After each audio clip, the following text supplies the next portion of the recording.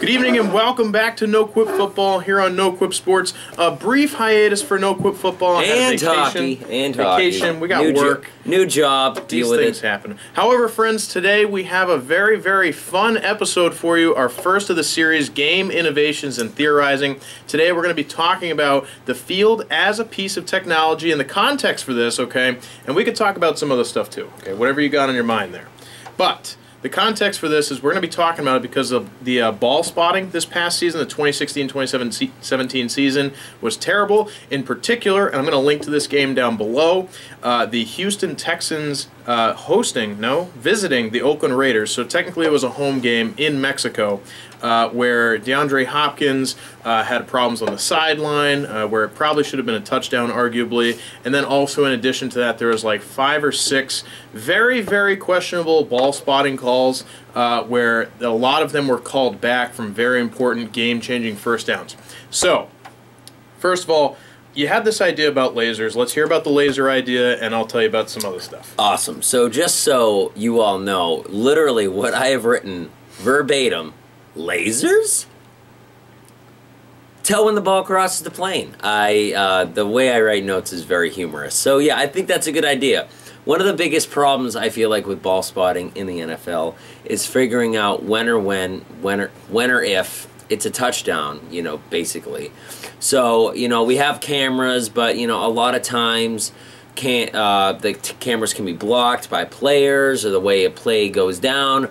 So maybe not even lasers, actually, now I'm thinking more and more about it. Maybe not lasers, but maybe, like you said, maybe the ball can be equipped with some type of a chip, and then there can be sensors at the end of a plane. So maybe a laser, I don't know how these scientific things work. We're just talking about it. We're not freaking physicists. So maybe the ball could have something in it that beep, boop, beep, bop, yep, it's a touchdown. Thoughts, Mark? Okay, no, that's all right. So to kind of expand upon that, we actually talked a little bit earlier this season about it because we did. There was one particular game where we were live and this was a problem, and I went off. Probably. But anyways, so the basis of the thought is to use these RFID chips. A lot of people find them to be very controversial in bank cards, but that's another story. Anyhow, the idea is to put those RFID chips in throughout the field on the lines of play, and also to put it in like the nose, like the 2 points of the ball, and maybe at the 4 points of the ball where it's widest. Or something like that. Well, they can figure out the details, but that's just kind of the basic idea. So I'm also going to include the actual, in the rule book, they have the exact field specs and everything very early on, so you can check that out too to see what I'm kind of thinking of.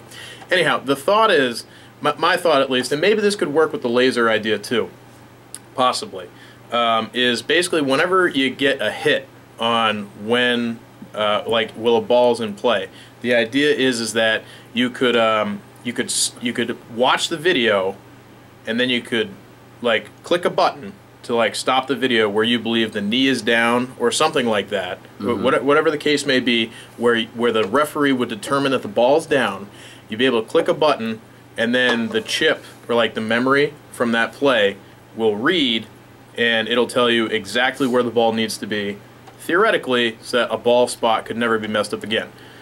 The whole reason for this, and I already mentioned it in the context of this argument.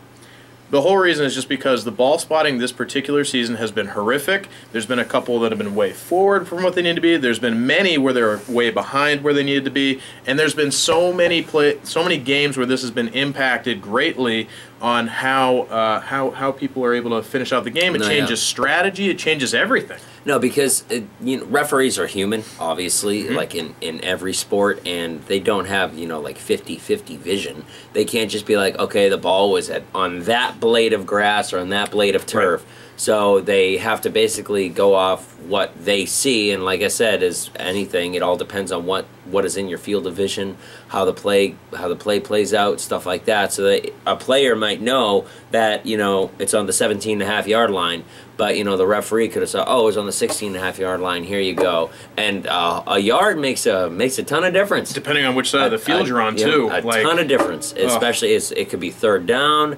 It could be stuff like that, and even obviously bringing out the chains can have their problems. So definitely bringing the 21st century into the sport of football It can't. It literally cannot hurt. And you know what? It's so funny that you mentioned the chains too, because there was one of those plays where they spotted the ball terribly, and then they brought out the chains, and the chains proved that their terrible spot was terrible because it was a yard off. It was almost a yard off on the offensive side of the field, and they ended up coming up with maybe just a field goal in that particular scenario, and that's terrible, leaving 4 points on the table potentially because of a ball spot. So I've always found the chains funny because those just it's like the chains are as good as the ball spot, like you just said. Yep. So it's like even if they bring out the chains, they're not going to move the football because as soon as a referee places that ball on the ground, that's where they're going to put it. Yep. So the chains don't do anything to help in that situation. Absolutely. And then the other thing too is if you're not going to do something to make your spotting more accessible, I think some rules need to be adjusted a little bit on how coaches are allowed to challenge the spot on the field, because there's certain scenarios where they can't even fight it. No.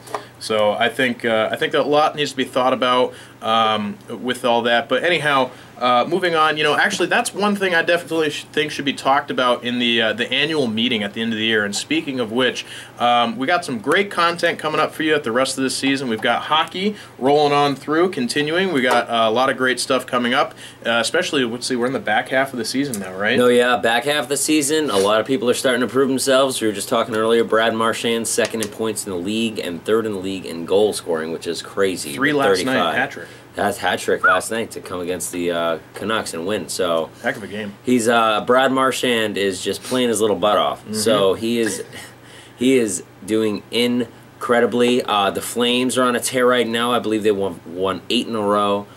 So a lot of hockey news to talk about. I'll come up with an update later on tonight when he uploads this, but hopefully I'll get back on track. I've had a new job and my life is busy, so deal with it. So, but you'll get your schedule back soon, I promise. Wonderful. And March 25th to April 25th, I'm going to do the 32 days, 32 teams. We're going to break down last season, how things kind of went. We're going to update a little bit on the free agent side of things, and that ends 2 days before the NFL draft, April 27th, so we'll be talking about that for 3-4 days. Mm-hmm. Also, we're going to mix in a bunch more of these videos, like game innovations and theorizing. If there's particular topics you want to hear about, bring it on. The next one that we have scheduled to do is clock rules versus advertisements in the game, so we'll talk about that more. And then also, I decided that we're going to push off Wings with Your Wingman / Wingwoman until the summer, so we'll see you then. Anyhow, as always, I hope you have a fantastic day, and go football. Go hockey.